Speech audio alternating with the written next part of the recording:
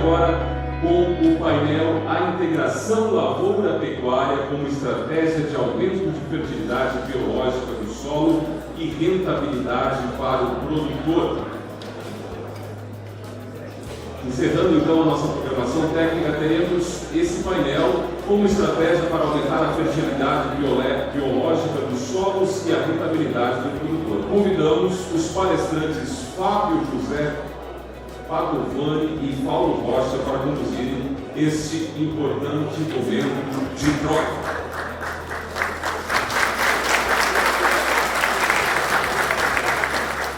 Boa tarde, pessoal.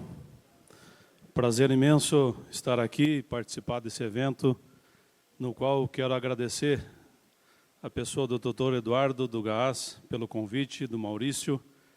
É um prazer muito grande estar aqui com vocês no estado do Rio Grande do Sul, eu que sou de Cascavel, do Paraná, e compartilhar um pouquinho da nossa história, do nosso aprendizado nessa caminhada da integração lavoura-pecuária regenerativa. E também é um prazer muito grande em reencontrar muitos amigos que a gente fez ao longo dessa caminhada. Daniel Moll, que fez um trabalho conosco, o nosso amigo Carlos, um grande amigo aqui da região, que sempre quis muito que a gente viesse aqui, o nosso amigo Lindomar, que também fez um trabalho conosco na propriedade. Além de muitos outros produtores que ao longo do tempo também nos visitou lá em Cascavel para compartilhar um pouco do conhecimento. Para nós um prazer poder falar depois de tantas palestras, né, que a gente avaliou o conteúdo que foi discutido aqui, técnico e os fundamentos. Para mim, que sou de origem um veterinário de formação, mas um agropecuarista aí de profissão e de paixão, e sou de família de meus avós, de pecuarista, tenho a pecuária na veia, mas tive, logo após formado, uma oportunidade agrícola, que foi no dia a dia. Pós-formado, eu fui para um projeto agrícola no Mato Grosso, em agricultura de larga escala, numa agricultura tradicional, e lá foi minha escola na agricultura.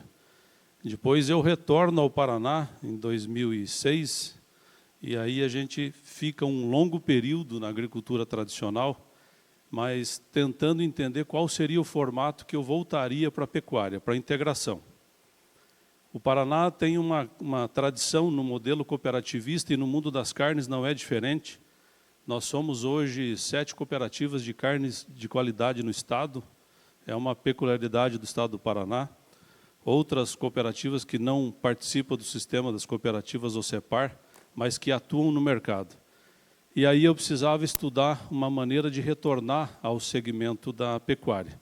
E aí eu vou passar primeiramente aqui um vídeo para ficar mais ilustrativo a forma com que a gente atua hoje, fazendo a integração nesse modelo da agropecuária regenerativa. Da agropecuária Biocanto. Sou médico veterinário de formação e quero aqui contar um pouco do nosso projeto de integração lavoura-pecuária regenerativa. O que a gente quer falar com isso? É um olhar que a gente passou a ter de enxergar o tamanho do potencial desse modelo integrado de produção. Ou seja, é um confinamento para terminação, onde se faz carne premium, mas ao mesmo tempo tem uma destinação dos dejetos com total sustentabilidade. Ou seja, na primeira fase, o dejeto passa por separador de sólido e a parte sólida se transforma em fertilizante através de composto orgânico. Na segunda fase, a parte líquida se transforma em biofertilizante que recebeu ativação biológica de micro-organismos da mata e, ao mesmo tempo, retorna à área de produção, sendo o aporte nutricional que se produz volumoso que retorna ao confinamento, ou seja, fecha um ciclo de produção sustentável de economia circular, produzindo carne de qualidade, energia, composto orgânico e biofertilizante líquido. Após a lavagem das baias, os dejetos são destinados a esse box. Com auxílio de um separador de sólidos, a gente separa a parte fibrosa da parte líquida desse dejeto. Então a parte da fibra é destinada ao pátio de compostagem e essa compostagem a gente utiliza como parte da nossa adubação orgânica na lavoura. Já a parte líquida é destinada ao biodigestor, o qual gera energia através do biometano, e a parte fermentada já desse dejeto é destinada à lagoa de biofertilizante, a qual a gente irriga uma área de milho, a qual é destinada à silagem dos animais. Um dos processos muito importantes aqui na Agropecuária Biocanto é a multiplicação do TMT, que é a metodologia do professor Celso Tomita. Essa metodologia consiste na multiplicação da biologia já existente na terra da mata da propriedade. Então, dentro dessas caixas, a gente utiliza um inóculo, que no caso é a serrapilheira. Essa serrapilheira ela é coletada próximo aos bambuzais da mata virgem da fazenda. Além disso, dentro da caixa, a gente tem o nosso meio de cultura, que é uma mistura de farinhas e melaço. E depois de adicionado tudo, dentro dessa caixa, o produto fica em aeração intercalada, por 72 horas, sendo 1 hora o ar ligado e 1 hora o ar desligado. Esse produto é a base da propriedade, então a gente utiliza ele em tudo, sendo na agricultura e na pecuária. Na agricultura, esse produto ele tem o intuito de redução da pressão de pragas e doenças. Então a gente consegue um ambiente mais equilibrado. E já na pecuária, a gente utiliza o produto na baia dos animais, com o intuito de redução de moscas e amônia.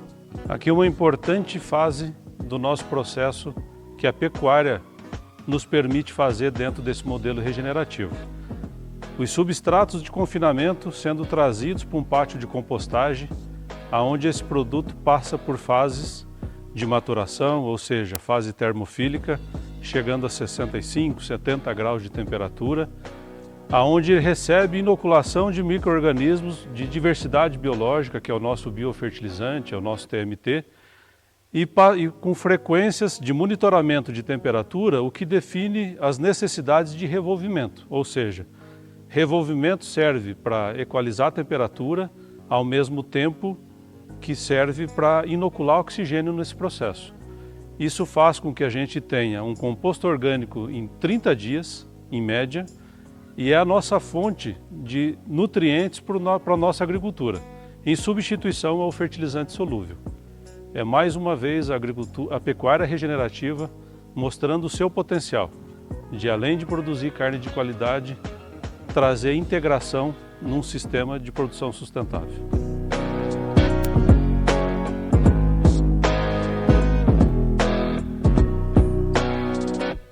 Pessoal, vamos fazer um período longo aí para entender essa transição em que a gente passa em função do período, porque a gente retorna então 2016 desse modelo de integração com a pecuária. Então, além da minha atividade como agropecuarista, eu sou diretor financeiro dessa cooperativa de carnes. Nós somos 126 produtores associados dentro de uma cooperativa de carne de qualidade, que é a Padrão Beef. Então, eu sou um dos cooperados, fornecedores do sistema e atuo na gestão dessas cooperativas há 7 anos. Então, por isso que vocês vão ver aqui eu trazer um pouco mais de informação também do segmento da carne e da pecuária. Então, o nosso projeto nasce em virtude dos benefícios financeiros, que era pela qualidade, a remuneração por qualidade. O nosso projeto era, então, fornecer a carne produzida dentro desse sistema, mas nós praticávamos uma agricultura tradicional, mas fazendo integração. Quando a gente atuava nesse período, qual foi o grande diferencial? Nós temos nessa propriedade que nós estamos desde 1992, um período de transição. Ela era uma propriedade de pecuária tradicional, extrativista, desde a sua formação pós o ciclo da madeira. E quando nós entramos em 92, assim a gente permaneceu até 98, depois ela virou agricultura para fazer as melhorias de correção de solo. E durante esse período, meu pai, numa busca de entender uma área de proteção ambiental que ela tem, é uma área que tem 51% de reserva. E a gente, tentando entender esses locais de reserva, encontramos uma nascente, uma fonte de água. Eu estou contando essas histórias para vocês entenderem por que a gente foi buscando esses caminhos alternativos. Então, em 2001, nesse período onde a fazenda era 100% agricultura tradicional, nasce a Fontana Ouro, que é uma água mineral, que até está aqui eu trouxe, uma água mineral que recebeu no ano passado o selo de certificação do GAAS. Com muita gratidão e honra, a gente tem esse produto hoje certificado na propriedade. Então, para mim voltar para a pecuária, eu precisava achar um caminho e uma destinação correta aos dejetos. Não fazia sentido com todo o discurso ambiental que a Fontana Ouro tem, porque é uma nascente natural de água mineral, eu tinha que achar um caminho de destinação correta dos dejetos. Não se tinha licenciamento ambiental naquela oportunidade para confinamento bovino, e as pessoas que nos visitam sempre falam: seu projeto nasceu de trás para frente, porque eu primeiro tive que achar a solução para o dejeto. E a maioria dos projetos que eu visitava, por melhor estrutura física que tinha, quando eu perguntava, tinha detalhes para tudo: curral, tamanho de baia, tamanho de coxo, declividade, tudo certo. Aí eu falava: o que você vai fazer com o dejeto? Isso aí eu vou ter que pensar. Depois eu vou ver o que eu vou fazer. E daí virava um grande transtorno no confinamento. Então eu já não pude fazer isso. Então a gente foi buscar a tecnologia que se tinha naquele momento, lagoas protegidas com geomembrana para não ter infiltração de dejeto no solo. E eu fazia pós-tratamento do dejeto, eu fazia destinação a uma área de fertilização de tífano. Então assim nasceu o início desse processo. Então eu praticava a agricultura tradicional e essa pecuária de integração, atendendo a padrão BIF com carne de qualidade e destinação de dejeto. Simples assim. 2018 terminei uma safra agrícola e confesso a vocês que ao final dos trâmites de colheita, embarque, contratos e tudo mais, eu terminei e falei para o meu filho e para o meu encarregado. Falei: eu cansei desse negócio. Falei: só vamos trocar a folhinha do calendário atrás da porta e vamos para o próximo ano. Falei: para mim isso aí não faz sentido, né? E perguntei para um agrônomo que me atendia. Falei: você conhece alguém que está começando a conversa de biológicos? Você conhece alguém? E a primeira pessoa que esse rapaz me falou: olha, tem um braço de comercialização dos nossos produtos lá em Rio Brilhante, do MS, é o Gleiciano. Falei: você não quer fazer uma visita lá? Falei: ajeita lá para mim. Fui lá fazer uma visita e confesso a vocês que foi o primeiro choque de realidade na minha cabeça, que vinha de 20 anos de uma agricultura tradicional, principalmente Campos de Julho, Mato Grosso, um solo de 9, 10, de argila até 40, nós tínhamos todos esses perfis de solo. O meu entendimento de agricultura é que aquele solo pobre era apenas um substrato no qual tudo que a planta precisava eu tinha que colocar quimicamente. Essa era a minha cabeça até aquele momento. Se alguém me falasse para mim que era possível produzir em escala, usando a metodologia que a gente faz hoje, eu sou sincero a dizer que eu falava: não, isso é impossível, isso deve funcionar numa horta. Era a minha cabeça 2019. E eu fiz a visita ao Gleiciano e ali a gente se deparou com essa primeira realidade, onde fiquei chocado em ver, desde uma caixa de multiplicação no curral até um equipamento um pouquinho mais de controle naquela oportunidade, e assim me gerou a primeira curiosidade em fazer algo. Então, e naquela oportunidade da visita foi aonde eles me convidaram para um encontro em Campo Grande do Gás. Foi lá que eu encontrei a primeira iniciativa de encontrar 700 pessoas no anfiteatro, de N segmentos da fruticultura, da cana, do pasto, do feijão, do milho, da soja, discutindo o que a gente está aqui fazendo hoje. Mas num momento onde a gente tinha muito mais dúvidas, né, e incertezas sobre tudo isso que está sendo discutido nesses 2 dias aqui. Mas me gerou curiosidade e eu confesso que eu fui, me digo talvez ousado, né, porque eu paguei com a veia e virei a chave.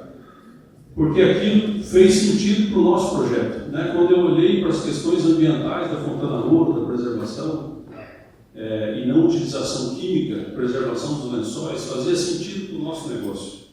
E daí eu fiz uma primeira lavoura de feijão, já fui de cara numa safrinha, já meti feijão e falei: é zero químico. E o Gleiciano, durante o almoço naquela visita, Eduardo, e ele viu que eu estava pensativo e ele começou a rir, né? Falou: eu imagino como é que está a sua cabeça. Eu falei: realmente está. Ele falou assim, nunca vou esquecer, ele falou assim: quem que você acha que é o teu maior inimigo nesse teu processo? Eu fiquei pensando, falei: rapaz, diante do que você me mostrou aqui, eu já não sei mais. Aí ele falou assim: fungicida. Tira fungicida do teu sistema. Foi essas palavras do Glicênio. E eu vim com isso na cabeça e fui para o feijão e de cara a natureza já me deu respostas que eu não imaginava. Fiz uma primeira lavoura, um amigo me fornecendo alguns produtos biológicos de fermentação que eu queria testar, e eram isolados.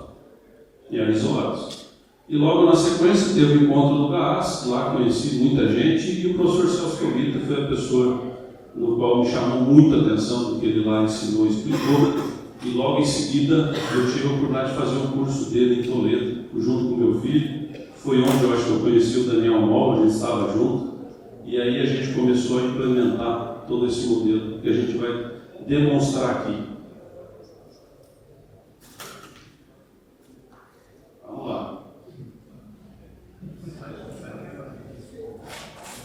Então hoje o que a gente faz na fazenda? Uma pecuária, agricultura, temos a água mineral e mais recentemente, como consequência de todo esse trabalho, a apicultura. Também temos o mel certificado pelo GAAS, então todos os nossos produtos hoje têm selo de certificação.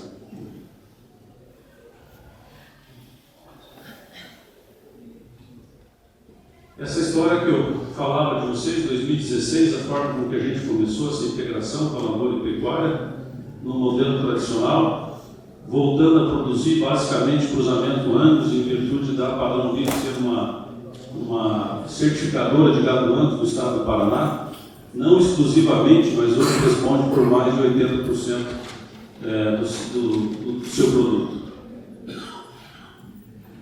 Então, fiz adesão ao sistema cooperativista em 2017, que fazia total sentido pela qualidade do produto produzido e pelo nível de remuneração que o sistema oferece.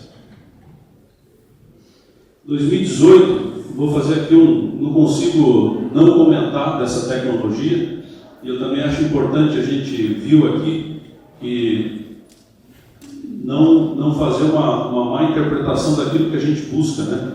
A gente quer redução de custo, mas isso não quer dizer que a gente não use conhecimento e tecnologia. Ultrassonografia de carcaça na pecuária é o que a gente entende de pecuária de precisão. É conhecer o animal por dentro, no pré-abate, para tomar as decisões de eficiência e qualidade.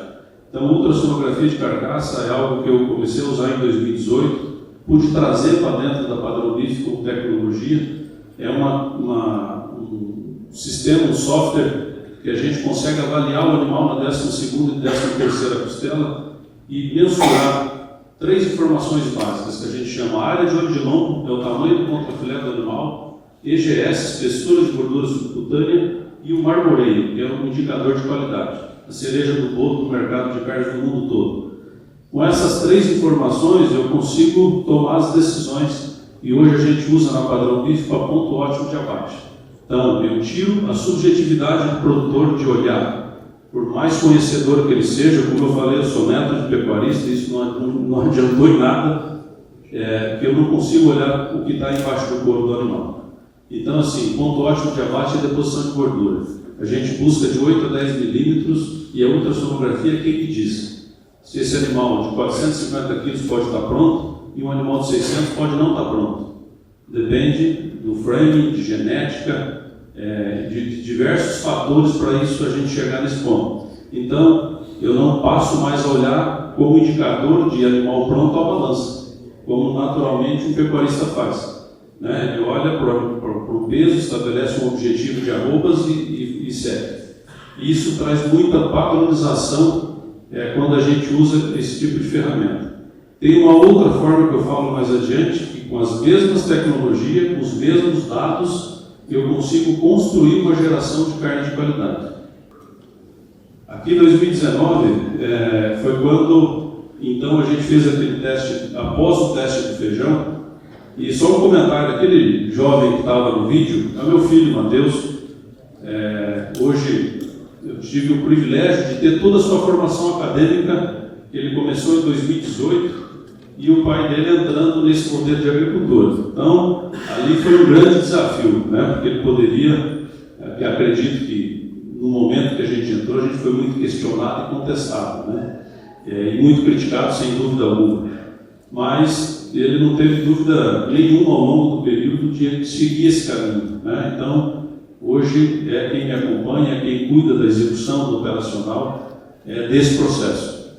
E foi ele o responsável, naquele momento, que eu conheci lá no Gleiciano de forma muito rudimentar o processo, nos preocupou levar esse tipo de tecnologia para dentro da nossa estrutura. O que a gente fez? Minimamente desenvolvemos resfriadores de leite inoxidável, criamos ali um sistema de aquecimento, já tinha o de refrigeração do resfriador de leite, montamos o sistema de aeração, de recirculação, e encontramos lá na indústria do resfriador de leite um professor Pardal que falou assim: o que você quer? Eu falei: eu quero isso, eu quero um pouquinho de automação dentro desse processo, e a gente fez esses 2 multiplicadores de isolados. Foi assim que a gente começou o controle de praga e doença na agricultura com os biológicos isolados. 2020, posso conhecer o professor Tobito, fazer o curso dele, a gente começa então o trabalho de multiplicação da comunidade, que hoje que é uma das principais ferramentas que a gente utiliza na propriedade. TNT hoje é algo que a gente utiliza em todos os processos da fazenda, literalmente. Na agricultura, desde suco de semeadura, planta e solo.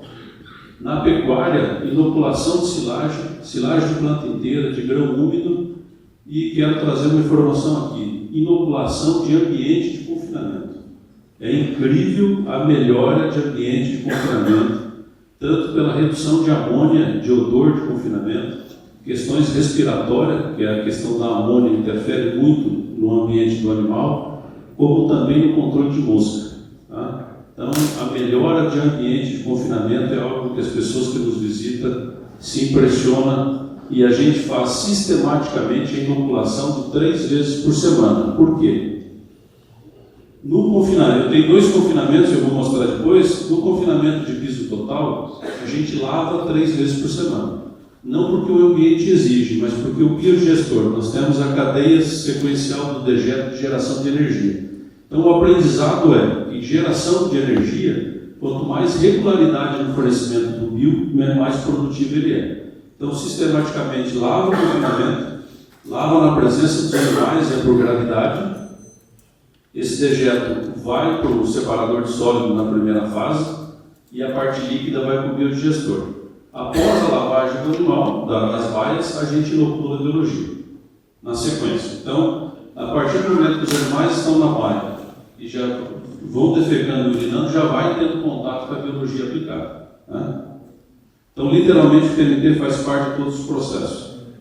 Como eu falei que falaria novamente, e eu estou levando umas datas, misturando agricultura e pecuária, porque o que eu vim falar aqui é de integração mesmo, é o uso da mesma tecnologia, mas para a construção de uma carne de qualidade superior. Então, o que a gente fez com aquelas 3 informações coletadas no animal?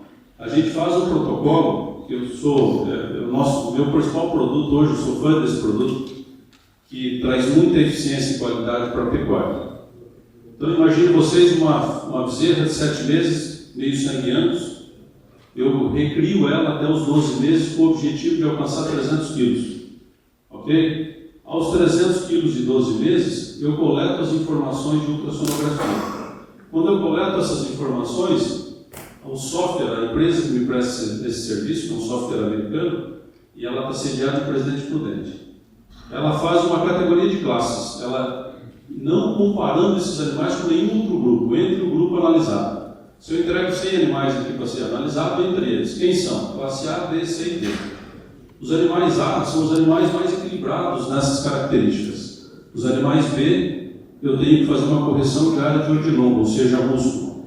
A C, eu tenho que corrigir gordura. E a D são desequilibradas, não tem características de interesse. Segue o protocolo de engorda e vai embora.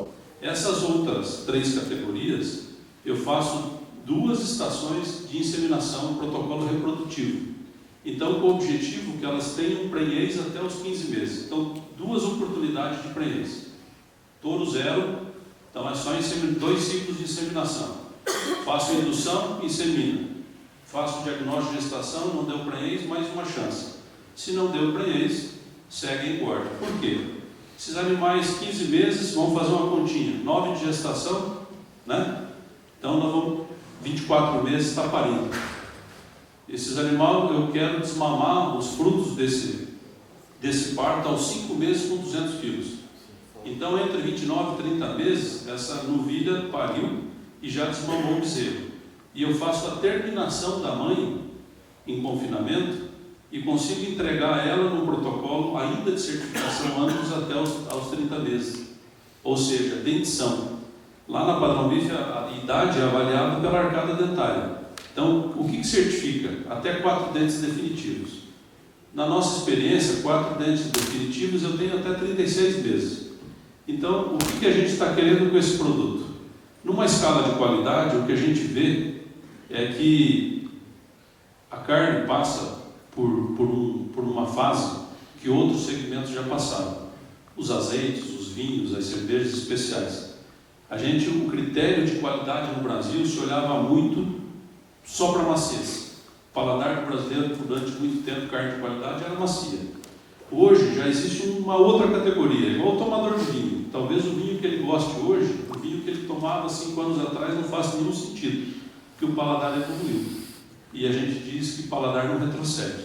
Então a gente vê uma crescente de consumidores para carne de qualidade, onde sabor importa bastante. E sabor se constrói com um pouco mais de maturidade. Animais extremamente jovens entregam maciez, deixam a desejar em sabor. Mas a conta tem que ficar de pé, né? E daí? Qual é o desafio? Como é que eu vou ficar com esse animal 30 meses se ele tem potencial para ser terminado aos 18? Deixando um bezerro na propriedade. Então, essa categoria e essa fêmea, você deu tempo para ela, a gestação para ela deixou de ser uma novilha de 15 meses, virou uma novilha de 15 arrobas tradicionalmente, e ela é uma novilha de 20 arrobas ao abate, mas de uma carne de prateleira de cima, muito superior em qualidade de sabor, deixando um bezerro melhorador. Né? Porque eu acasalei essas 3 categorias de fêmeas com touros melhoradores, né?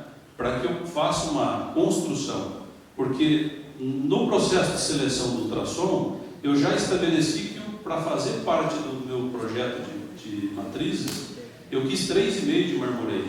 Marmoreio no Brasil é 1,5, para vocês terem uma noção. Numa escala de 1 a 10. Marmoreio médio no Brasil 1,5. Quando eu coloquei 3,5 como ponto de corte aos 12 meses e acasalei com bezerro, com touros melhoradores, a gente buscou 5,5, 6, 7 de marmoreio. Isso é uma carne no mercado americano chamado de prime, que é da mais alta qualidade. Então, eu não gostei, mesmo a gente está falando bastante da agricultura, eu não queria deixar de falar que eu sei a tradição que o Estado do Rio Grande do Sul tem na pecuária, e a gente leva essa mensagem, que a gente está eu particularmente estou muito envolvido na cadeia da carne de qualidade, e ultrassonografia é a ferramenta que transformou os indicadores de produtividade dos Estados Unidos. Os Estados Unidos tem 90 milhões de cabeças e produz mais carne do que nós, com 200 milhões de cabeças. E se você olhar no gráfico da história da pecuária americana, foi quando entrou a ultrassonografia de carcaça, mudou os indicadores de eficiência e qualidade do rebanho americano. É a forma de produzir mais com o rebanho existente. Então, eu não tenho dúvida do potencial que o Brasil tem de tudo isso que a gente está discutindo aqui e de associar ferramentas como essa, e você, conhecendo os indicadores de eficiência e qualidade do seu rebanho, a produtividade é transformadora. 2021, Soy Food Web, Daniel Moll, numa conversa com meus parceiros lá da Fazenda Santa Alice, que é também um grupo que faz um trabalho incrível de pastejo ultradenso, de pecuária regenerativa, e eu numa conversa com os irmãos Grise, comentaram do trabalho do Daniel Moll, e eu falei, vamos lá, eu conversei com o Daniel veio implementar essa tecnologia também na fazenda, com o objetivo de melhorar a relação fungo-bactéria, a estruturação do solo, que a gente queria ter no sistema, além do que a gente já fazia com o TNT. E também no mesmo ano, foi quando eu falei com o professor Tomita e falei para ele, bom, eu venho com controle de praga e doença. O que eu posso fazer para também mudar a parte nutricional? Aí ele falou, bom, eu preciso de composto orgânico, mas eu preciso de substrato. No meu confinamento até então, eu não tinha separador de sólido. O dejeto ia para o biodigestor ia para a pastagem via fertirrigação.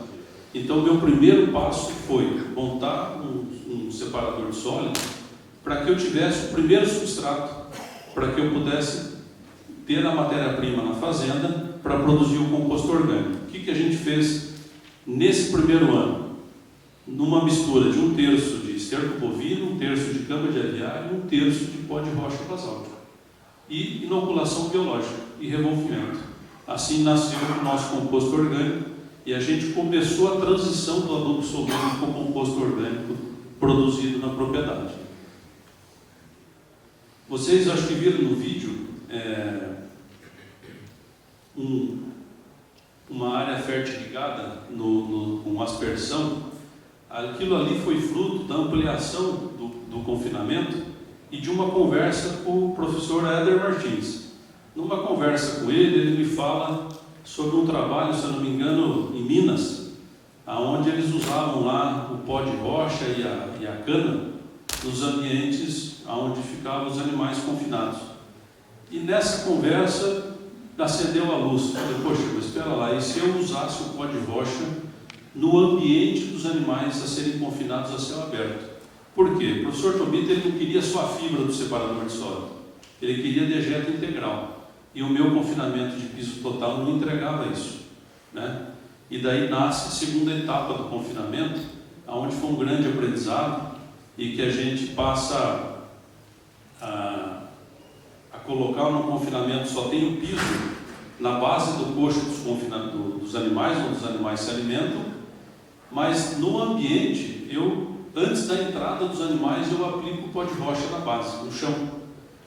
E isso trouxe uma série de benefícios, tanto de ambiente para os animais, como também de não formação de muito barro, ou mesmo quando tem períodos de chuva mais intenso, o que a gente vê é que seca mais rapidamente esse ambiente, além das questões da mosca. Então, o que acontece? A gente fez um ramal no meio da base dos animais, aonde eu levo uma canalização é a água do bebedouro e a outra aonde eu faço aspersão. Então, tem uma caixa de multiplicação de TNT perto ali, ao lado do curral, aonde a gente faz semanalmente. Eu consigo usar a estrutura para diversos benefícios. Momento seco, muito pó, eu jogo água e diminuo o pó onde estão os animais. Muito calor, bota para refrescar. E ao mesmo tempo bota biologia, então os animais já vão defecando dejeto integral, esterco e urina em cima do pó de rocha e já vai recebendo inoculação biológica. E o que a gente tem percebido que de 3 a 4 meses, dependendo do ritmo das chuvas, é o período em que eu limpo a área. Eu tenho colocado 500 quilos por animal em cada base, em cada baia, né? Então, uma baia de 60 animais eu coloco 30 toneladas, né? Então, essa estrutura de confinamento virou a minha indústria de fertilizante, de composto orgânico, né? Porque eu introduzo o pó de rocha no ambiente, os animais vão estercando ali, e quando eu limpo é o substrato que vai para o meu pátio de compostagem.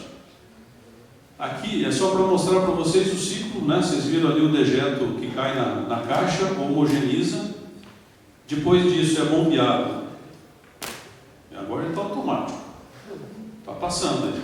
Como é que eu volto aqui?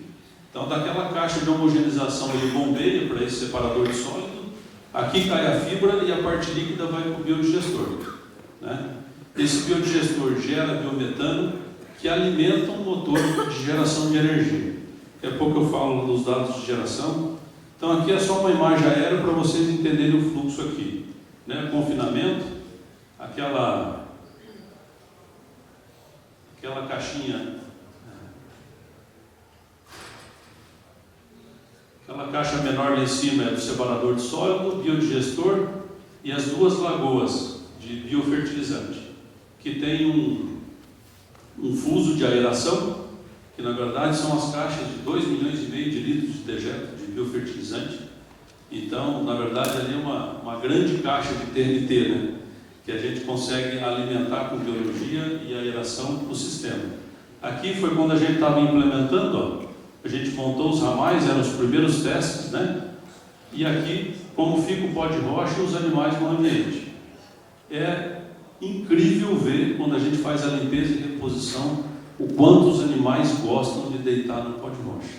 É um negócio, acredito que é temperatura, mas é muito agradável, é muito curioso.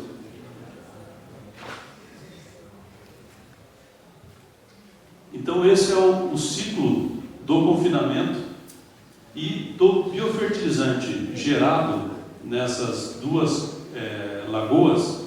Ela está interligada numa área de 20 hectares de fertirrigação, onde a gente produz a silagem de planta inteira que volta para o confinamento. Só vou dar um dado aqui, ó, esse confinamento de piso total são 450 animais estáticos o ano inteiro, rodando.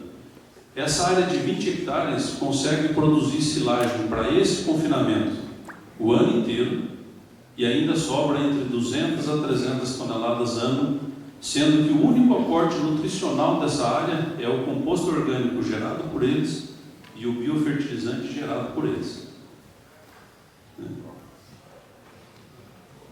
Aqui eu vou trazer um dado de geração. Esse equipamento está ali, está rodando, ele está habilitado para até 75 kWh, mas ele está gerando 60 kW. Pesquisar não vai encontrar muito fácil, e quando eu fui atrás dessa tecnologia eu entendi o porquê. O que é comum na geração de energia por biometano é muito de dejeto suíno, e os dados de geração de dejeto bovino são muito ruins, mas isso se deve à nutrição.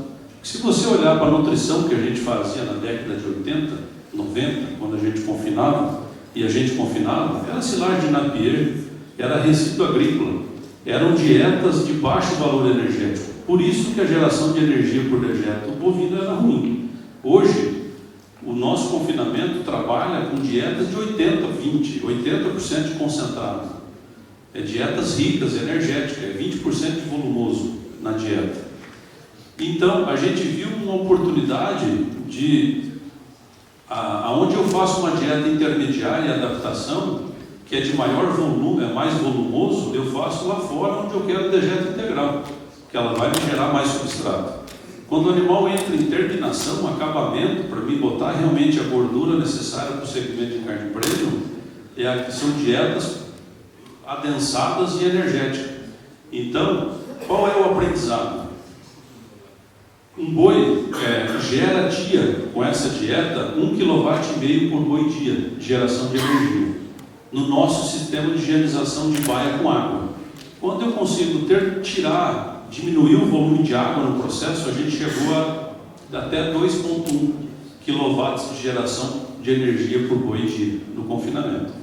Mas eu tive dificuldades operacionais do separador de sólido, então a gente teve que equalizar e achar um ambiente ideal. Então hoje a gente produz entre 1,5 até 1,7 kW de geração de energia por boi dia. Um confinamento desse tem gerado 700 kW dia. Então gera mais de 20 mil kW de energia no confinamento de 450 animais. Se a gente considerar o que isso representa na rentabilidade da operação, ele mais do que cobre o nosso custo operacional pelo custo energético e deixa a fazenda 100% sustentável, até com excedente em alguns momentos na geração de energia. Então aí está a imagem dos dois confinamentos. Esse confinamento é mais recente, 2 anos. Aqui esse de piso total 2017. Então aqui que separador de sólido e biofertilizante, e o lado de cima é que recebe o pó de rocha antes da entrada dos animais, que me fornece dejeto integral. Quando eu rodei o ano passado essa estrutura a gente conseguiu produzir 3 mil toneladas de composto orgânico na fazenda, sendo que a estrutura céu aberto me entregou 2 mil toneladas e a fibra do separador me entregou 1.000 toneladas para unir, fazer inclusão biológica e produzir um composto orgânico para fertilizar uma fazenda de 600 hectares agrícola. Então a gente conseguiu ano passado entre 4 e 6 toneladas por hectare, se era soja ou milho, a gente conseguiu adubar em 100% da propriedade com o composto orgânico gerado pela pecuária.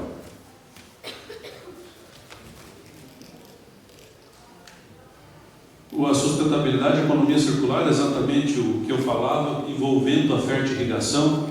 Então, nós estamos aí nesse aprendizado, além da energia, de monetizar o que a pecuária me entrega, tanto em composto orgânico sólido como em biofertilizante líquido, né? Eu gostaria até que a gente entrasse aqui em temas financeiros da pecuária para entender, mas a minha preocupação é de me alongar muito. Aqui o ciclo da carne premium é o ciclo exatamente que eu falava para vocês da ultrassonografia, da coleta de dados, e aqui tem uma informação, só para vocês entenderem, se eu não tivesse como produtor fora dessa atividade dentro da cooperativa, acompanhando todo esse desenvolvimento, eu confesso que eu como produtor também teria dúvidas na informação. Mas para vocês imaginarem o que significa conhecer o animal por dentro e usar a tecnologia da ultrassonografia na evolução. Você pega aqui um rebanho que teve um rendimento médio excepcional de 56,9 de rendimento de carcaça.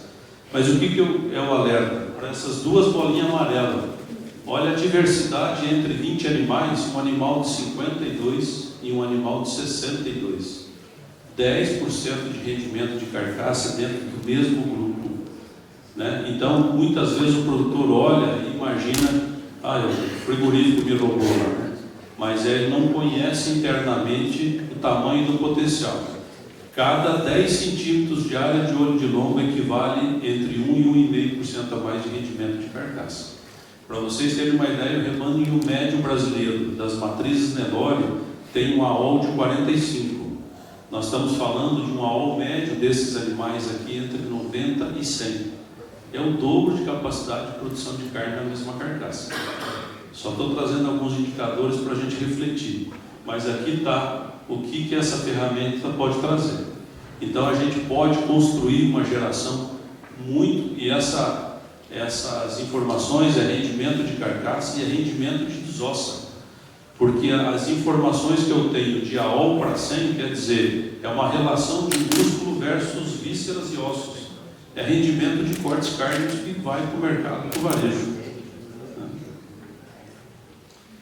Isso está aí com o projeto de construção, quando a gente tinha por objetivo um acasalamento de uma fêmea com 3,5 de marmoreio, e aí a gente teve essa grata surpresa. Lindomar está aí?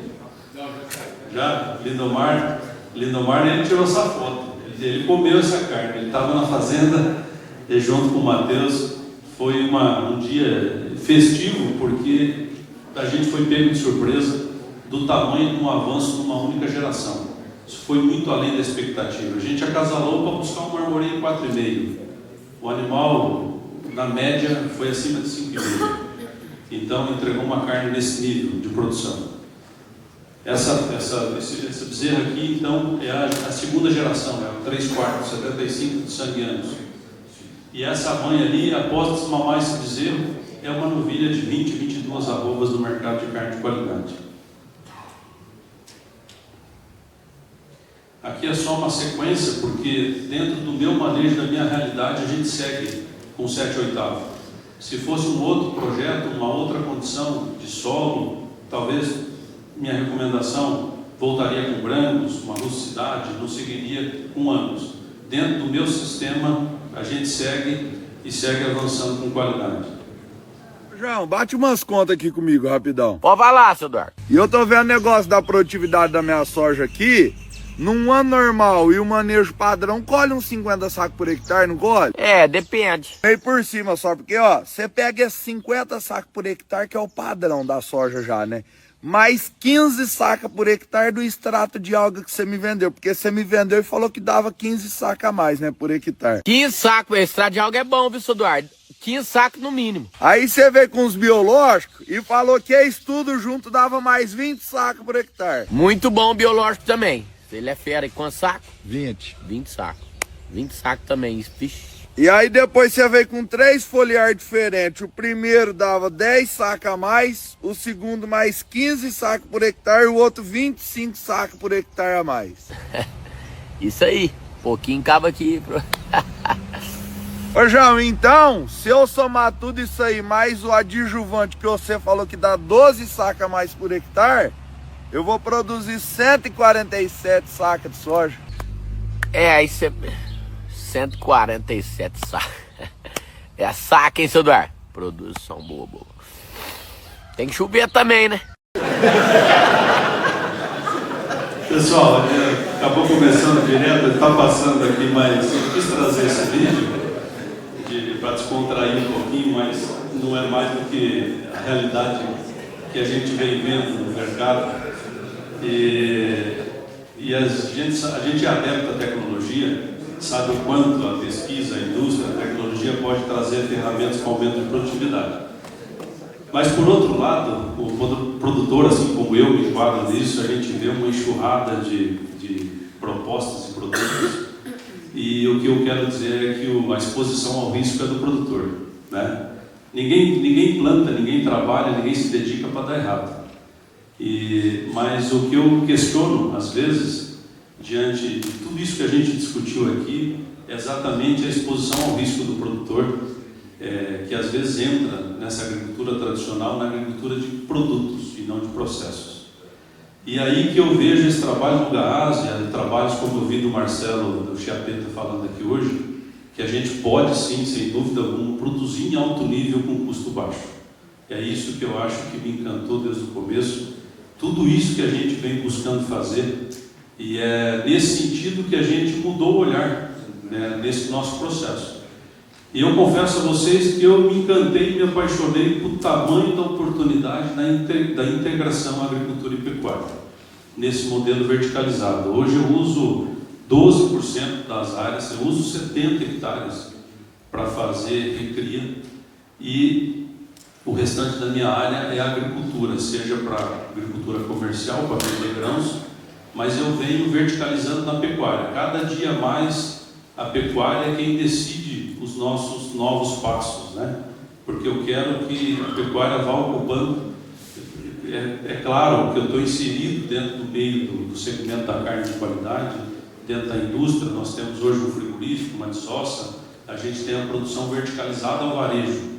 Então, eu tenho a segurança da comercialização, um bônus adicional por qualidade, mas eu quero, e a gente produz esse alimento que o nosso animal come.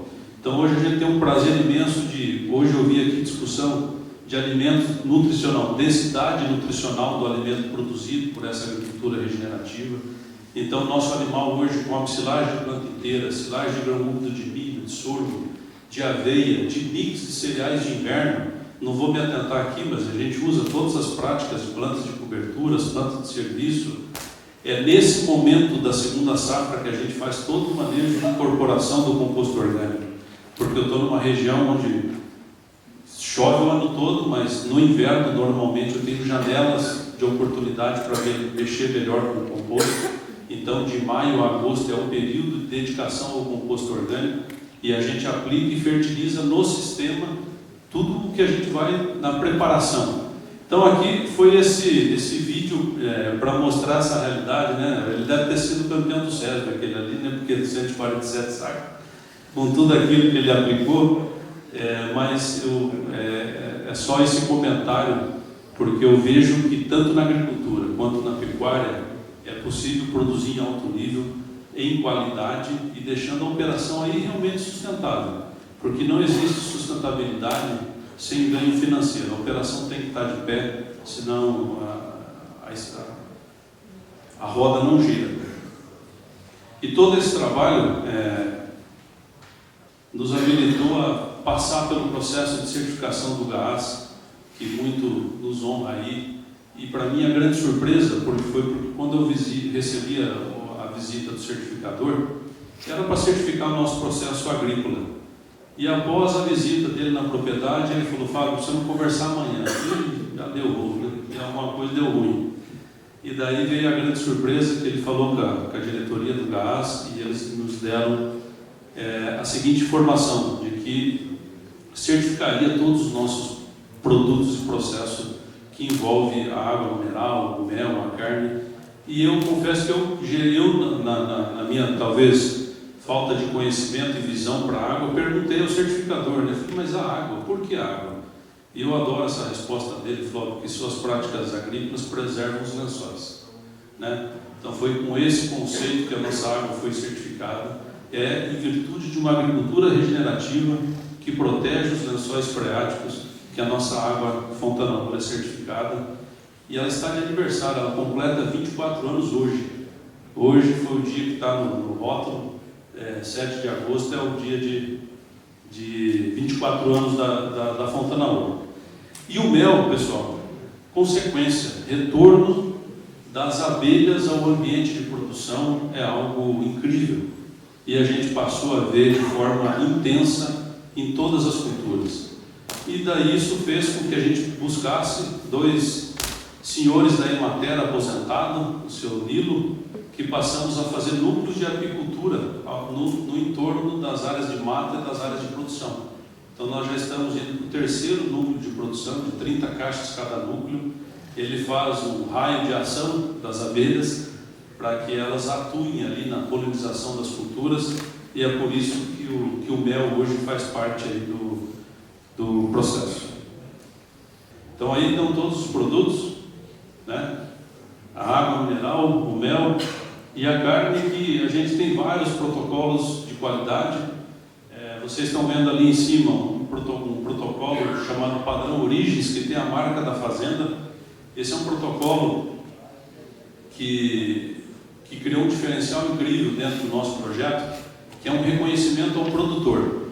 O produtor que se compromete com qualidade e regularidade, regularidade que eu digo, contrato de fornecimento para a escala de abate, ele tem o selo da fazenda acompanhando o produto ao varejo. Então, o selo Padrão Origens, hoje já somos 15 fazendas que aderem ao protocolo Padrão Origens, que tem a marca da sua fazenda junto do produto levado ao varejo. Então foi uma oportunidade do produtor ter o seu projeto verticalizado, a sua carne na loja, na steakhouse, na churrascaria, nos supermercados. E aqui cria a oportunidade de cada fazenda, através das redes sociais, contar a sua história. A gente precisa comunicar melhor. E isso eu falo dentro do GAAS também, nós produtores, a gente precisa aprender a comunicar. Gente, tem muita gente boa trabalhando dia a dia, fazendo muita coisa, e as pessoas não sabem. As pessoas não têm noção do que está por trás da cadeia produtiva. Então a gente cria aqui uma oportunidade para comunicar. Cada fazenda pode ter seu Instagram e contar o que faz, como faz, quem são as pessoas, quais são os protocolos de bem-estar animal, o que seus animais comem, né? A gente vê uma geração flertando com o veganismo, é porque eles associam o consumo de carne animal a maus tratos, e a gente tem que mostrar que não é assim, né? E a gente precisa comunicar. Então esses protocolos, e aqui uma inovação, mais uma tecnologia, Brasil Beef Quality, inteligência artificial para classificar carne de qualidade. A gente utiliza a Brasil Beef Quality em 2 metodologias: foto para classificar acabamento de carcaça. O cara tira uma foto com o celular e o software classifica se é acabamento 2, 3, 4 ou 5 de gordura. Hoje o nosso produtor recebe o romaneio do seu abate com as 20 fotos de carcaça, um a um, analisado pela inteligência artificial. Tirou a subjetividade do ser humano. Então é um sistema que está lendo. Após maturação sanitária, 48 horas, quarteio da carcaça, 15 critérios de classificação, se a carne é 3 estrelas, 4 estrelas ou 5 estrelas. Indo para o mercado americano, Select, Choice ou Prime. Então 4 estrelas, uma carne Choice, que é já de alta qualidade, é 5 estrelas a Prime. Então está aqui um produto classificado. Esse produto é do projeto de construção genética. Entregou na primeira geração carne Prime.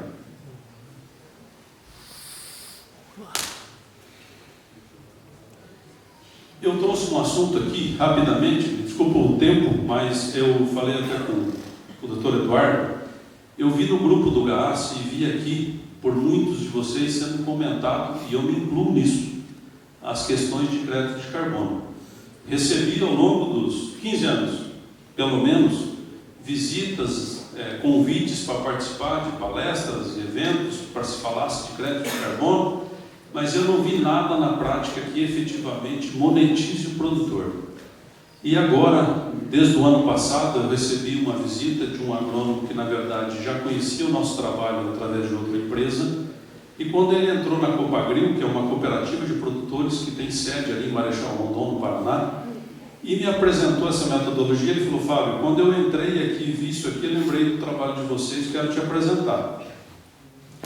E eu tenho também o maior orgulho de dizer que eu passei a ser um cooperado, Copagril agora, esse ano é a primeira safra que a gente vai trabalhar juntos, mas porque eles criaram uma ferramenta.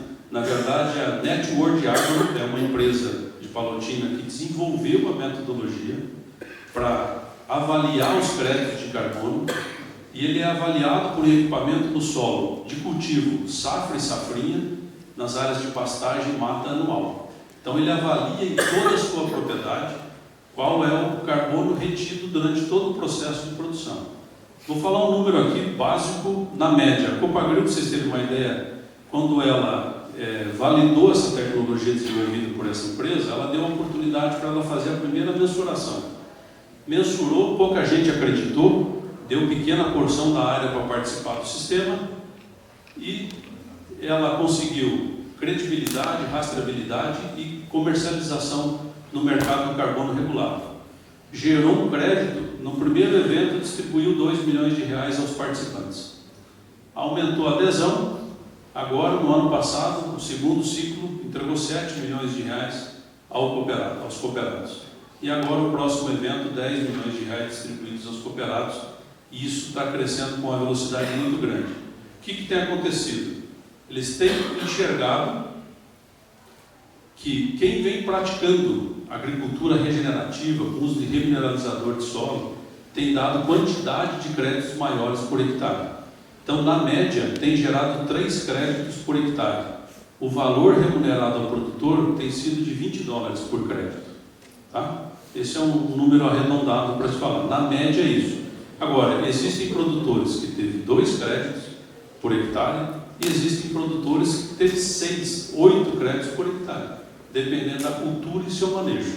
Então eu só venho trazer aqui uma informação que para mim também é nova, mas que eu passei a aderir, e dentro do GAAS eu falava para o Dr. Eduardo, a gente vai buscar levar essa informação adiante, tentar entender o que a gente pode fazer e saber até que ponto a gente pode estender essa importante ferramenta ao produtor. Quando a gente olha numa agricultura tradicional, a gente chega a números impactantes, né? Porque ele tem uma relação com o produtor de gerar esse crédito na sua conta de insumos, né? Essa cooperativa, mas seja de sementes, do que ele utiliza de produto. Mas isso chega a impactar em até 30% do custo de produção, tá? Em alguns casos. Então, não vou passar o vídeo aqui porque fica longo, mas tem depoimentos dos produtores, um produtor aqui de 22 alqueires que recebeu R$70 mil, né, por ano. Então é só para dar números para a gente pensar. Mas é um tema também relativamente novo, também para mim, né? E são todas essas premissas que eles conseguiram levar esse mercado do carbono regulado adiante.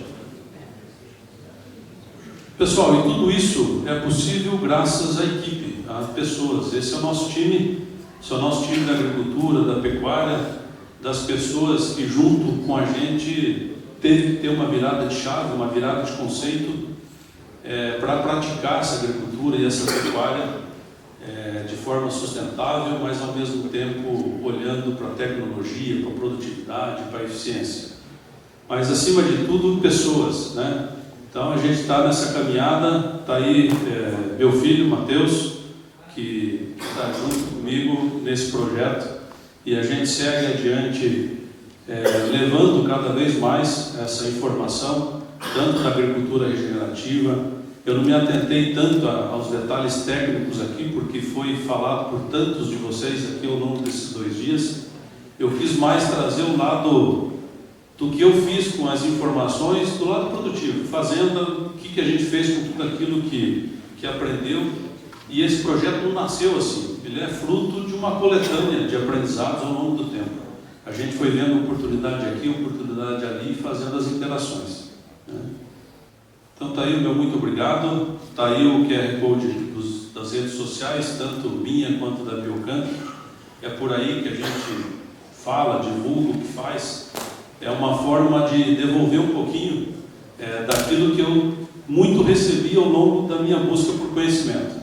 Tem muita gente que me apoiou, que me ajudou, para a gente chegar nessa caminhada, e essa é a forma que a gente enxerga de retribuir um pouco, tanto nas redes sociais quanto nas visitas presenciais lá na fazenda. Está sempre de portas abertas para receber, e aí está o canal de comunicação. Obrigado.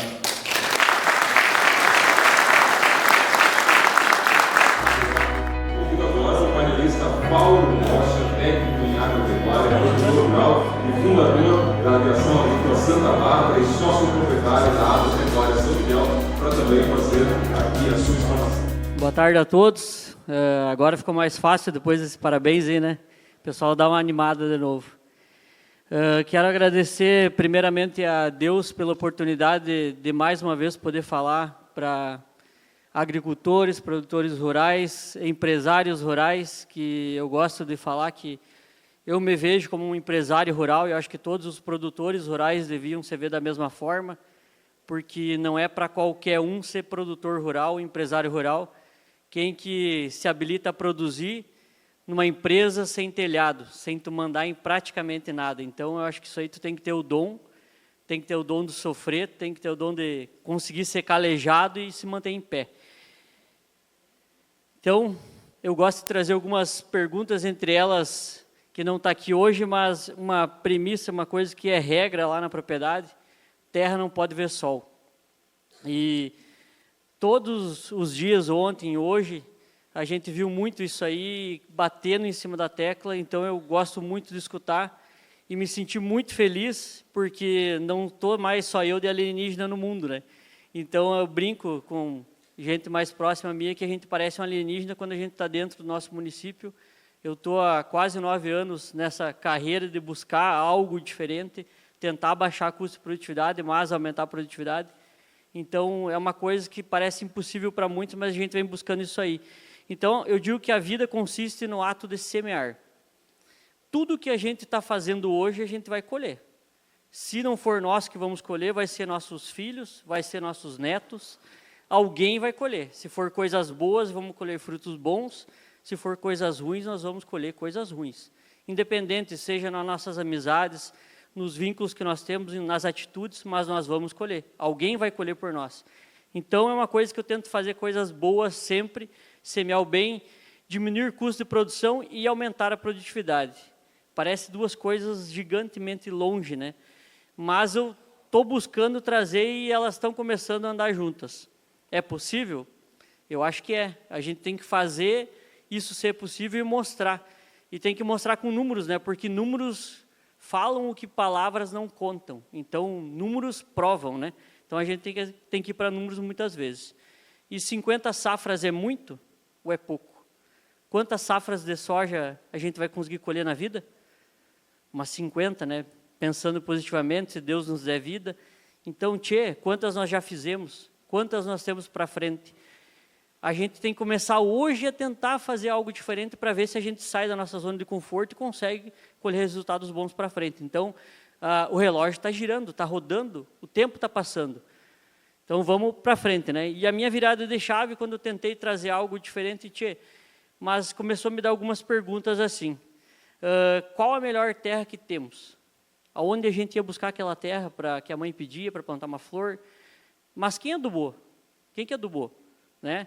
Qual a aplicação de fungicida e inseticida que foi feito, que foi aplicado ali? Tem que fazer análise dessa terra? Foi feito? Quem está cuidando dela? Quem fez a correção de pH? Quem? Me expliquem, e como que essa terra é tão perfeita?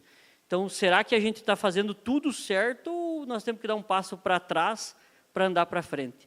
Então, várias coisas, né? Então, de tudo isso, eu comecei a mudar um pouco a minha adubação, o sistema que a gente faz dentro da propriedade. Há 14 anos, a gente vem com adubação de sistema já. Antes, quando a gente só trabalhava com químico, também era assim. Toda adubação é largada nesse período agora de inverno, quando tem cultura já estabelecida e cultura extremamente fechada, a gente entra com adubação. 50% hoje da adubação nossa, isso já vem há 7 anos. 50% da nossa adubação é química e 50% dela consiste em adubação orgânica, que hoje a gente usa pó de rocha nessa porcentagem, né, e peletizado. Hoje a gente está com adubo composto peletizado usando, facilita um pouco manuseio, aplicação e também tem que ir para números, a gente vai comparar, vale a pena hoje comprar o peletizado do que a cama pronta. Então, você vai realmente ver o que está te entregando, né? E a outra parte de químico. Mas aí se vem as perguntas, né? Hoje, com o seu Carlos no almoço, ele me fez uma pergunta e a gente está trabalhando para quem? Para quem que a gente está trabalhando? Será que é para nós mesmos ou é para o sistema? Porque a gente está hoje numa modernidade excelente, mas assim como a gente está numa modernidade, a gente está numa escravidão moderna. Eu vejo hoje que a gente é escravo do sistema. Em tudo que a gente faz. O sistema está engolindo nós, e se nós não acordarmos, vai acontecer que nem aquela criança lá que a gente vai se afogar. Então, é tempo de acordar, né? E o tempo é breve, vou passar, a gente tinha aqui 2, 3 horas para ficar falando, mas temos que correr, né? Aqui é a nossa biofábrica, a gente produz, ela já está com, essa aqui é a 5ª geração dela.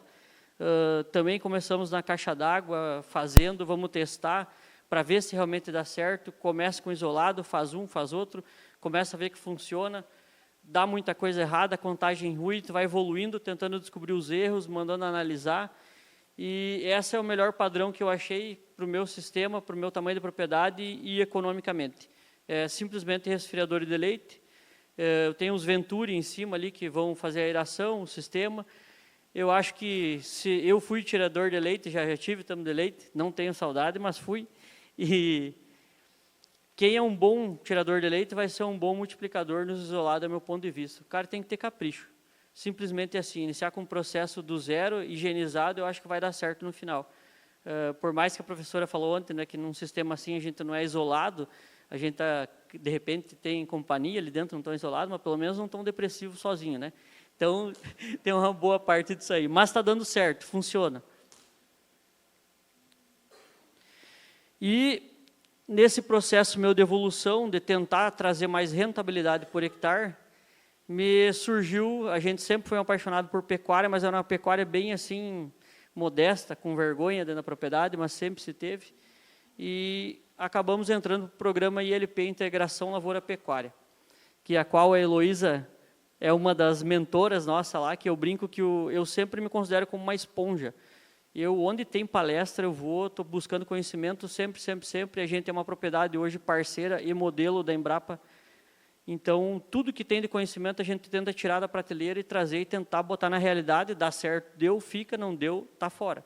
É assim, a gente testa muito produto. Tem gente que já nem pergunta se a gente quer testar porque não deu certo, então está fora. Mas, nessa história, nessa ideia de testar e trazer para dentro que dá certo ou não, a gente viu a integração lavoura-pecuária como uma baita oportunidade e alternativa dentro da propriedade perante tudo que nós já fazia, né? Aí, eu considero hoje um animal, aqui a gente estava falando sobre pecuária, e eu considero como o boi hoje nos devolve assim, ó, mais de 90% do que se alimenta. Eu considero hoje um boi na propriedade, a pecuária é um pé no chão da propriedade. Tem um ditado antigo que se diz lá em Santa Bárbara do Sul, que boi não seca a seca e não vai embora com a chuvarada. Ele está lá. Passa por dificuldades, muitas dificuldades, nem tudo é maravilha, nem tudo é flor, né? Nem tudo é bom.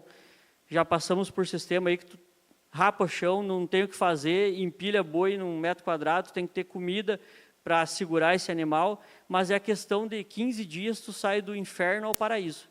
Tu está com forragem de novo sobrando, tu bota a rodar o sistema. Então, é isso que tem que ser. A gente não pode ter medo de sair da zona de conforto, de fazer coisas diferentes. E nessa, pensando que o boi veio para agregar no sistema, a gente rodava ele em 30% da propriedade, hoje a gente evoluiu, o nosso sistema é um sistema praticamente 98% a pasto, e a gente evoluiu para 50% da propriedade no inverno é pastejado num ano, o gado em cima do trigo do propósito, principalmente, e os outros 50% da propriedade no outro ano. Aqui um pouco daquele, eu não faço a compostagem, eu pulo o processo. Tudo que a gente colhe dentro da propriedade passa por dentro do armazém, tudo é guardado, esse subproduto, e a gente faz silagem de grão úmido dele, né? Reidrata esse produto com 40% de água e ele volta para o campo, ou seco também na forma como está aqui na foto. Então, todo o processo de sobra da propriedade volta para dentro do sistema, ganhando carne. Se o gado nos devolve mais de 90% que come, então isso aí praticamente está crescendo, evoluindo, está ganhando dinheiro sem extrair nada. O Fontanelli tem um ditado que ele diz que se palha é bom, mas passando dentro do rumen é melhor. Mas um pastejo consciente nesse processo. Então, hoje eu considero o boi na propriedade uma biofábrica ambulante. Ele me faz o processo de eu reaproveitar todos os resíduos da propriedade, ele come todos os resíduos da propriedade, ele faz o processo todo dentro do rumen e injeta cada esterco, cada urina, é uma bomba biológica que ele injeta no solo que é gigantesca. Então, aqui a gente está vendo os resultados que a gente vem colhendo disso aí, é fantástico ver a interação.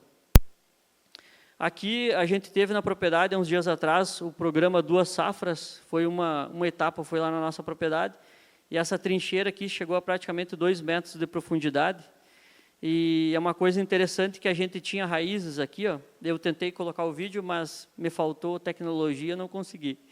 E nós temos raízes aqui a 1,90 m de profundidade. Análise é importante de solo, eu concordo, mas há quanto nós temos fazendo essa análise de profundidade? O que essa raiz está fazendo a 2 metros de profundidade? Hã? Pois é, vamos chegar lá.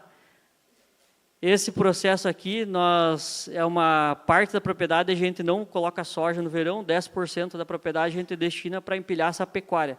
Literalmente a gente empilha, bota aí 7, 8, a ideia é chegar a 10 cabeças por hectare, mas não choveu mais os últimos praticamente 5 anos lá e estamos tentando. Mas a pior média que a gente conseguiu foi 5,8 cabeças por hectare. Mas essa foto aqui é capim-sudão, essa área aqui está com 14 meses de pastejo contínuo, é capim-sudão com braquiária rusiliensis e agora ela está com azevém sobre ressemeadura. E falar um pouco sobre trigo do propósito, quem que fez lucro em cima do trigo nos últimos 5 anos, todo ano fez lucro nele. É difícil, né?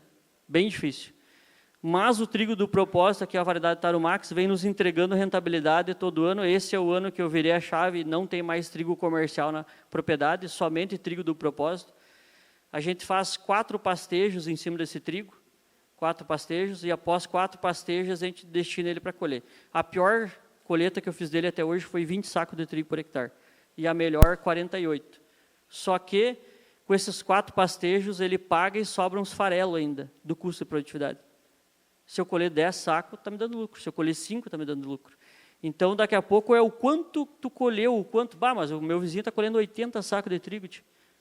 Eu colhi 21, 22, só que o gado já pagou a conta. Esse trigo é lucro. Daqui a pouco o custo do vizinho é 70 e pouco saco. Não sei, dessas bombas que a gente está botando, né? Então, tudo para a gente pensar. A gente faz um consórcio aqui, toda a área de pastagem tem ervilhaca junto no sistema. Alguma coisa tem nabo também junto no sistema. Após os 4 pastejos, é feito o controle de folhas largas, aí é deixado para essa área destinar a colheita. Aqui é um pouco daquela área da foto, da trincheira, 10% da área é feito com capim-sudão e braquiária rusiliensis. Então, a gente tem conseguido um sistema muito bom aqui. Primeiro ano de seca, nosso, eu já tinha feito esse sistema, mas pensando em deixar o gado até dezembro para fugir do efeito manada de venda de gado. Que aí é um outro detalhe de tu lidar com a pecuária. Quando tu comprar e quando tu vender. Tu tem que comprar quando ninguém está comprando e tem que vender quando ninguém está vendendo. Para tu se manter vivo no sistema. Porque a gente tem muito pecuarista que é pecuarista por ocasião, compra o terneiro numa hora que todo mundo está comprando, vai pagar, um exemplo, R$14 o quilo do terneiro, e tu vai vender a 8 depois, porque todo mundo quer tirar em final de setembro, outubro, querem dar os boi, mas querem se ver livre do gado. Então, esse sistema não se mantém vivo. E dentro do programa ILP, a primeira vez que a gente tinha colocado isso aí, era só capim-sudão. Chegou o consultor lá, e ele disse, o Jean, um grande parceiro nosso, isso há 5 anos atrás, eu acho, ele disse, vamos deixar um pedaço dessa área aqui para rodar gado no verão. Eu disse, mas homem, tu só pode estar louco, eu não vou plantar soja para deixar gado numa área de soja, né? Não tem como. Uma área de alta produtividade de soja. Ele disse, não, e fiquemos nessa teima aí. E eu disse para ele, não, vamos ver se vão deixar de repente um pedacinho, era 44 hectares. E ele foi para casa, voltou em 30 dias e não deu condição de semear. Nós estávamos com 28 dias de déficit hídrico, trancou a chuva em dezembro, final de novembro, parou de chover e não choveu mais. E não tinha condição de botar soja na terra. E o capim-sudão fazendo milagre, aquele troço rebrotando, e eu entregando gado gordo e comprando dos caras que não tinham mais onde botar gado magro, e eu colocando. E aí começou o processo. Não sei de onde que o capim-sudão tira água, mas o troço não para de crescer. Passa período de 40 dias sem chuva, rebrotando e tu metendo gado em cima para não precisar roçar. É incrível, uma baita ferramenta, muito resistente. E aí, na nossa parceria da Embrapa, sempre eles vêm junto com nós, e eles estão agora fazendo um pente fino de taxa de infiltração no estado do Rio Grande do Sul, para tentar entender um pouco o que está acontecendo, né? E aqui é uma foto dessa área que a gente estava, da trincheira, ele tinha raízes a 2 metros de profundidade. Nessa área, a gente está com 57 milímetros por hora de taxa de infiltração, onde a gente interviu com braquiária e sudão no sistema, certo? E aonde a gente, ainda a área que a gente não colocou braquiária e sudão no sistema, a gente está com 46 milímetros por hora. E a taxa de infiltração média no estado do Rio Grande do Sul, que eles estão achando onde tem erosão, está de 15 a 20. Dá para a gente melhorar? Dá, mas eu acho que é isso aí o sistema. A gente está voltando com o milho de volta para o sistema desde o 2012. A gente tirou o milho do sistema por razão de compra de terra. Tu entra num círculo vicioso, soja tem que pagar a conta, e tu começa a se afogar no processo, né? Aqui uma outra coisa que a gente trouxe para a propriedade esse ano também, fazer uma canola, no cedo. A ideia é nós tirar essa canola, vamos plantar um sudão, esse gado vai sair todas dessas pastagens de inverno que está agora, né? Se colhida essa canola, vai ser alocado esse gado tudo em cima, e essa área vai ficar com gado até final de novembro, início de dezembro. E vai ser onde a gente vai fazer esse vazio aí e segurar esse gado para vender em dezembro. A ideia é manter. E depois vamos alocar o gado numa área que vai ser colhido o trigo do propósito e plantado sudão e braquiária, que vai manter o sistema no verão inteiro. Então, tu tem que estar fazendo as jogadas, puxando de um lado para o outro e tentando se manter. Uma coisa que eu esqueci de falar também, que no trigo do propósito, a gente fez trincheira. Em 60 dias após a semeadura, já tinha sido feito também um pastejo, estava entrando no segundo pastejo, ele cresceu 120 milímetros, né? Cresceu 1,20 metro de profundidade em 60 dias. 2 centímetros por dia de capacidade de crescimento. Pulverizador de sulco nas plantadeiras, a gente foi primeira também, a propriedade lá de Santa Bárbara do Sul a colocar. Eu acho que é uma coisa primordial, a gente tem que fazer injeção onde tem que ser devida, é uma forma de fazer. Também fizemos na propriedade semeadura de semente nua e lado a lado com TS químico e mais um blend de biológicos, né? O que eu vi de diferença nesses anos ruins que eu comecei a fazer? Nada. A única coisa visual, onde eu fiz semente nua com biológicos, bastante cogumelo. E no outro lado, 0. Mas a produtividade foi igual. Mas vamos seguir testando. Eu gosto de testar e tem que testar e os números têm que nos mostrar que é bom, né? Tem que colher mais. Aqui é um arranjo da propriedade que a gente tem também. Toda a propriedade está envolvida com plantação o ano todo. A gente está colhendo uma cultura, a semeadeira está fazendo a semeadura na sequência, ou foi feito sobre semeadura também. Então, sempre a gente tem que estar com a terra coberta. Uma coisa que eu gosto de bater em cima, pesquise antes de comprar. É o único momento que a gente manda em alguma coisa é na hora de pesquisar, na hora de dar compra. Quando a gente vai vender, a gente não manda em nada. Já me aconteceu dentro do município, R$1.000 a tonelada de ureia. É muita coisa, numa tonelada de ureia, R$1.000 dentro do próprio município. Então pesquisa. Não é porque o consultor, claro, é teu amigo de boa, mas isso vai fazer o mercado enxugar conforme a margem de lucro boa. Porque não é quanto vale o produto, é quanto o produtor consegue pagar. Está mais ou menos por aí, né? Que essa bagunça da pandemia, o troço deu um boom e nós estamos pagando a conta. O sistema está engolindo nós. Reserve uma pequena parte da sua propriedade para testar. O melhor laboratório do mundo é dentro de cada propriedade. É o que eu vejo, a gente viu aqui 1000 coisas diferentes. Ontem já fomos, para quem nunca tinha visto essa conversa, essa prosa aqui de agricultura regenerativa, você tem que tomar um calmante, vai com calma, não se apavora para não infartar. Porque, tu vai, não, agora nós temos que ir para a esquerda, porque lá é bom, não, vai para a direita, vai para frente, não, tu tem que ir para trás. Para onde tu vai? Seja uma esponja, absorva tudo que tu viu nesses 2 dias aqui, guarda no ladinho, porque ali na frente tu vai usar. Comece a usar o que foi bom para ti. Ah, mas para mim, o TMT de repente vai ser bom, o isolado vai ser bom. Não, isso aqui para mim não serve nada, vou botar um adubo orgânico para começar, vou botar um pó de rocha. Testa em 10% da propriedade, mas testa. Levanta a bunda da cadeira e testa, faça alguma coisa. Vai fazer, vai dar errado? Vai dar muito errado. Mas o que der certo, tu traz para dentro e vai te dar muito retorno a pequena porcentagem que te der certo. A realidade da área do vizinho é diferente da sua, é muito diferente. Olha, o que o vizinho fizer na propriedade dele não vai servir para tu, então a gente tem que testar e trazer a realidade para dentro da nossa propriedade. Olhe para os números de sua propriedade. Os números são muito, muito importantes, pois os números mostram o que as palavras não falam. Então, tu enxergar, bota na ponta da caneta que seja uma agendinha, um papel, qualquer coisa, mas bota os números, detalhe isso aí. Vê se a pecuária está te dando dinheiro, se a lavoura está te dando dinheiro, aquele produto que tu realmente usou deu dinheiro, vai ter que testar para te saber. Então, a gente tem que trazer isso aí, quantificar e tem que ter números. Busque conhecimento incessantemente, pois o mundo evolui. Se você não evoluiu, o sistema vai te engolir, infelizmente. A gente tem que olhar para o vizinho, olhar para o sistema, olhar para a região. Se a região está produzindo 30 sacos, tu está produzindo 25, tu está errado. Tu tem que estar produzindo no mínimo 35 nesse meio de alienígenas que nós estamos.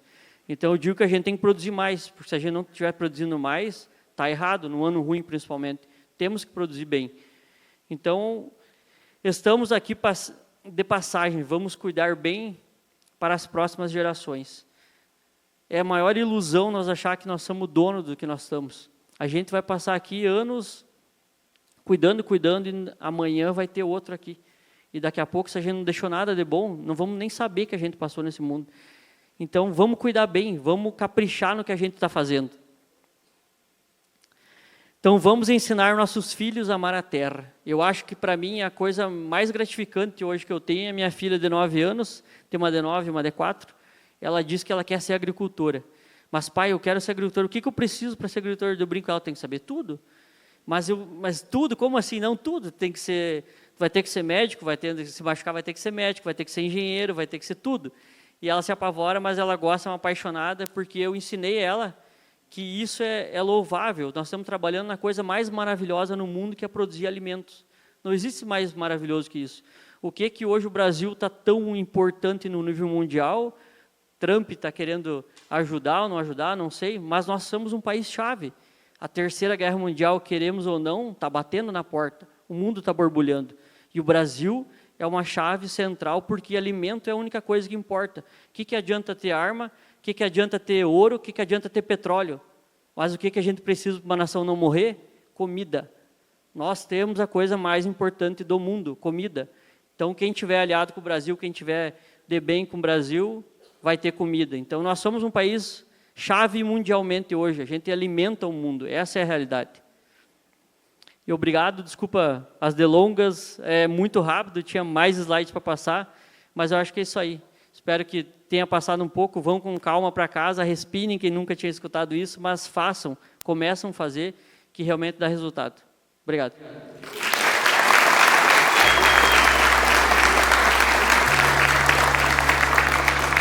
Obrigado aqui ao Paulo Rocha pela explanação em nosso painel. E nesse momento eu convido o presidente do GAS, Eduardo Martins, para fazer aqui também um pronunciamento nesse momento final da nossa reunião.